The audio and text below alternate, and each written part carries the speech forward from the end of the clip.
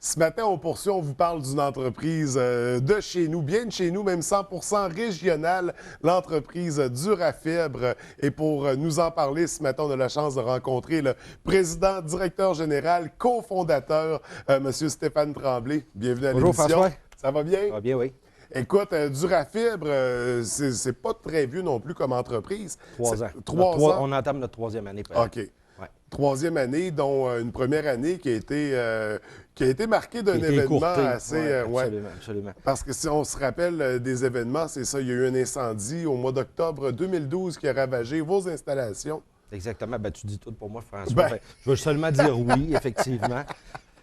Oui, en fait, on a été la proie des flammes déjà un petit peu avant l'Halloween 2012. On a brûlé après 6 mois d'opération. Ça a été quand même une épreuve. Tu sais, une compagnie qui est en démarrage puis qui brûle après 6 mois d'opération, quand tu as le vent dans les voiles puis que ça va bien, c'est des durs coups. Mais après ça, il faut se relever, il faut rebâtir. On a passé l'hiver à trouver différents scénarios pour pouvoir continuer d'opérer, puis de réengager nos gens, puis d'honorer nos contrats également. Oui, c'est ça, parce qu'entre-temps, vous avez fait en sorte de pouvoir poursuivre les contrats, de ne pas arrêter, de ne pas pénaliser le client. En fait, les clients nous ont donné une belle chance et ils ont attendu qu'on se restructure. Ouais. Ils ont attendu leurs produits, ils ont été capables d'attendre. Mais vu qu'on a fait ça extrêmement rapidement, donc dès mars, donc l'hiver, on aurait tout de même arrêté un petit peu pendant l'hiver. Ouais. J'imagine l'hiver, les galeries, c'est pas très, très populaire. Non, c'est une saison morte. C'est exactement. Donc, ils nous ont attendus. Donc, dès mars, la nouvelle bâtisse était construite, les nouveaux équipements sont arrivés. On a pu commencer déjà à produire. Puis, ça s'est fait quand même assez d'une façon très transparente. Le printemps est arrivé, puis avec les petits oiseaux, on a sorti nos galeries, puis on est allé poser, ça a très bien été, puis tout le monde était bien content de nous également. Donc là, au moment où on se parle, vous êtes dans vos nouvelles installations qui sont situées à quel endroit? On est dans le parc industriel proche de Proco Métal, Proco en haut, anciennement MDF. Donc le nouveau secteur en développement, il y a des nouvelles rues dans ce coin-là. C'est sur la rue de la Transformation, je crois bien, dont une des nouvelles rues qui a vu jour dernièrement. Donc, on revient pour l'entreprise Durafibre. Si on tombe dans la spécialité de l'entreprise, on sait que vous travaillez avec la fibre de verre, spécialisée principalement dans le balcon. Fibre de verre balcon. Et ça, c'est notre production principale qu'on fait 9 à 10 mois par année. Les 2 mois supplémentaires, on essaie de varier avec des projets spéciaux de moulage. On fait des moules, par exemple, pour des compagnies de béton pour couler les bancs que vous avez vus aux places citoyennes, des choses comme ça. Donc, les moules pour couler le béton à l'intérieur, on fait ça des productions hivernales ou des productions d'été. C'est des productions qu'on essaie de trouver pour étirer la saison à 12 mois par année parce que dans le balcon, 9 à 10 mois généralement, puis c'est pas mal la saison. Puis si on veut pas que nos gens soient sur le chômage 2 mois, puis on essaie de trouver graduellement des projets comme ça. Présentement, on est en train de faire justement un projet d'hiver comme ça en collaboration avec Stas. On est en train de refaire le petit train qu'on allait voir quand on était tout jeune au village de sécurité routière. Maintenant, les Milieux, c'est ça. Puis là, on refait ce train-là en collaboration avec Stas, avec des couleurs, des formes spéciales, avec une locomotive avec des gros yeux. Là, on ne parle pas juste du moulage, là, on parle littéralement le train qui va être en fibre de verre. Exactement. Tout le train, banc, plancher, toit, tout fait en fibre de verre est fait à notre usine présentement. On est en livraison début de semaine prochaine. OK. Quand on parle de fibre de verre, on connaît le matériau, mais c'est quoi exactement? Comment on en arrive à ce résultat-là? Principalement, la fibre de verre, tu as différentes sortes de résines, tu as différentes sortes de produits. C'est à peu près comme un pâtissier va avoir différentes sortes de crème, de beurre et tout ça. Donc, les fabricants utilisent principalement pour les balcons une résine de polyester. Il y a 3 types de résines. Il y a la polyester, la vinylester, l'époxy. Mais pour les coûts, puis rendre le produit accessible à tout le monde, c'est principalement la résine de polyester qui est utilisée et qui est liée avec une fibre de verre. Ce qui donne la résistance de cette résine-là qui, si par exemple on l'appliquait sans fibre, serait friable. Avec le liant, avec la fibre de verre, le tissage des liens font que c'est un produit presque indestructible après ça. OK, littéralement. Sinon, outre le fait que ça soit presque indestructible, c'est quoi les avantages à moi d'avoir une galerie en fibre de verre? Bien, à part le côté look, ou t'aimes pas, que la galerie de fibre de verre, c'est plus froid, ça n'a pas la chaleur du bois et tout ça, les gars, on aime ça. Pourquoi? Parce qu'on ne fait plus de peinture jamais. Ça, c'est déjà un bon point. Ça nous fait apprécier la galerie de fibre de verre. La galerie de fibre de verre existe depuis 1960. Elle est fabriquée depuis très, très longtemps. Elle est testée pour les climats du Québec. Ouais. Donc, elle est résistante. Elle n'a pas des taux d'élongation puis de réfraction très forts. Donc, elle va traverser le temps puis elle va être très, très résistante à long terme. Décoloration également et tout ça. C'est ce qui fait que ce produit-là gagne en popularité d'année en année. C'est que c'est ça, principalement à cause de ça.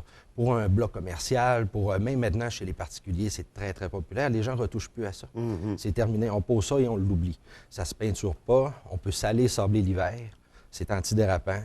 Couleur aussi variée que la palette Sico au complet. Donc ça ne moisit pas non plus comme le bois peut exactement, finir par pourrir, facile d'entretien. Donc, il y a une grande liste d'avantages. Il y a beaucoup d'avantages. Il y a certains inconvénients. C'est un produit qui est un petit peu plus difficile à laver. Les madames avec les chiffons, là, on peut pas ou la mop, ça va rester dessus parce que c'est antidérapant, vous comprenez? Ça a des avantages et des inconvénients. Mais en grosso modo, quand on compare... nous, chez Durafib, on a plusieurs types de produits qu'on vend également, du bois de cèdre rouge, du Trex, d'autres choses. Généralement, les gens vont finir en galerie de fibre de verre. OK. Rapport qualité-prix imbattable. Surtout au Saguenay-Lac-Saint-Jean, il y a une compétition qui s'est installée qui est un petit peu plus forte. Donc, les prix de vente au pied carré sont diminués un peu comparativement à Québec, où le prix est plus cher un peu. Donc, les gens du Saguenay bénéficient d'un très bon rapport qualité-prix au niveau du balcon. Et d'ailleurs, parlant de la région de Québec, on va parler de la région de la Côte-Nord aussi, où vous allez étendre votre expertise jusqu'à ces deux régions-là? En fait, ça se fait naturellement. On a des téléphones régulièrement, contracteurs, entrepreneurs de la Côte-Nord qui cherchent ce type de produit-là. Vous savez, sur la Côte-Nord, ils ont encore un besoin d'avoir des produits plus durables que nous autres, parce qu'ils sont vraiment dans des zones qui sont encore plus sollicitées, puis qui sont beaucoup plus hivernales encore. Donc, c'est naturel, on a des téléphones et on livre. Le problème, là, maintenant, la logistique, il faut trouver le moyen de régler, c'est les transports de ces galeries-là, parce qu'on peut faire des dimensions de 14 pieds par 24 pieds en un seul morceau. Mais vous imaginez ce type de galerie-là. Je ne sais pas si vous voyez passer de temps en temps le gros trailer du Durafib ici dans les rues de la ville. Ces galeries-là sont immenses, donc ça devient des voiles un peu comme un voilier. Il faut s'assurer. Donc, c'est plus le côté transport qui est problématique. Peut-être qu'éventuellement, si on a un marché plus ouvert dans le Nord, bien, on aurait peut-être une petite mini-usine de Durafib qui pourrait s'installer là. C'est toujours hypothétique, mais c'est de trouver la façon de livrer ça. Plus on augmente notre marché, puis plus on peut transporter de galeries dans le même voyage, dans la même run. Fait que ça diminue le coût de livraison de ces personnes-là. Mais c'est des petits problèmes qui sont quand même facilement réglables. Puis... Des petits problèmes et des heureux problèmes. Exactement, aussi, donc, exactement. Puis c'est un besoin. Quand on parle de cette île, Côte-Nord, dans ces coins-là, il n'y a pas de fabricants, donc ils en ont besoin. C'est vraiment... Ils sont comme nous autres, ils n'aiment pas peinturer, puis... C'est ça, Durafib fournit ces produits-là. Nous, on se définit comme étant une compagnie qui vend de la durabilité, autant de nos balcons que nos rampes en aluminium, les gardes aussi. On fait tout ce qui est garde-corps en aluminium également. Des bonnes garanties, longévité, un choix de couleurs, de modèles. J'invite les gens à nous appeler, puis on se déplace à domicile également pour soumissionner puis aller vous montrer ces produits-là. Donc, des beaux développements pour une jeune entreprise. On parlait de 3 ans d'existence. 3e année, oui. Ça va quand même vite, là. Ces opportunités d'affaires-là. Puis le fait aussi qu'on est appelé de gens de Québec, ça veut dire qu'il y a une réputation qui s'est faite également dans le milieu. Oui, exactement. Exactement. On a pris une belle place, une belle part de marché, mais il y avait de la place. Je vous dirais que, vu l'engouement des gens pour ce produit-là, l'arrivée de Durafib a tout simplement fait diminuer les listes d'attente. Je dirais que c'est pas nécessairement... ça n'a pas été dramatique, par exemple, pour la compétition d'avoir un nouveau joueur qui rentre sur place, étant donné la popularité du produit. C'est ça. Puis c'était à l'avantage aussi du client, parce qu'on parlait que ça a fait une réduction des prix. Mais Durafib, l'entreprise en soi, on parle de combien d'employés? En saison forte, on monte jusqu'à 10 employés. L'hiver, bien, écoutez, comme je vous disais tout à l'heure, l'hiver, les petits gars à chauffe font du chômage. Fait qu'on se ramasse, on est deux, trois à travailler l'hiver, puis les autres sont sur...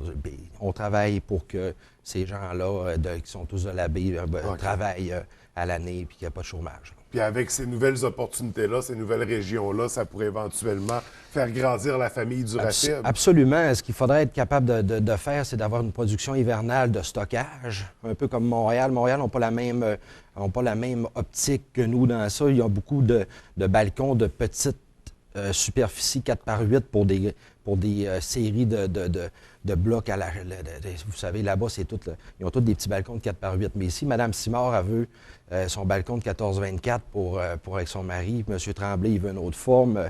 Donc, c'est tout du cas par cas. Puis c'est surtout, on a tendance ici au Saguenay-Lac-Saint-Jean à avoir des balcons surdimensionnés comparativement au reste du Québec. Nos terrasses sont grandes.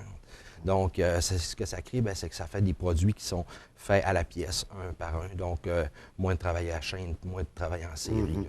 Donc, ça devient de l'artisanat rendu là. C'est toujours, chaque projet est artisanal, autant dans la couleur, la forme. Les madames, des fois, ils viennent nous voir puis ils veulent avoir des finis granites particuliers, ils veulent avoir des couleurs particulières. Puis on traite vraiment avec chacune des personnes pour que chacun soit comblé dans ses attentes au niveau du look puis de la durabilité du produit. Donc, une belle entreprise, un beau modèle, en fait, d'entreprise qui se développe rapidement. Oui. Donc, félicitations à toi et à ton François. cofondateur. Marc-Yvan Dion, oui. Mon partenaire. Donc, avec qui vous travaillez en collaboration. On travaille ensemble, puis très dynamique, puis on invite les gens à nous appeler, puis ça nous fait plaisir d'aller les rencontrer. On vous appelle à quel numéro? 812-50-61. Vous êtes également sur Internet? Durafib.ca. Aussi simple que ça. Yes. Est-ce qu'il y a une page Facebook également? Il y en a une, mais je ne pourrais pas dire. OK, c'est ça. À un moment donné, ça s'était créé. Oui, absolument. OK. Mais donc, on n'hésite pas à aller consulter le site Internet, voir des modèles, des exemples de ce qu'on peut faire. Nous appeler, c'est toujours la meilleure façon. On va vous voir, puis on vous fait ça live à la maison. Donc, on peut évaluer, faire des soumissions rapidement. Donc, Stéphane, c'est un vrai plaisir de te recevoir. Merci beaucoup. On vous souhaite une belle saison de... Vous également, vous tombez en congé. Hein? C'est pas pareil. Nous autres, on travaille plus l'été, vous autres, tombez en congé. On travaille l'hiver, par exemple. Merci. Parfait, François. Bonne journée. Salut, bien.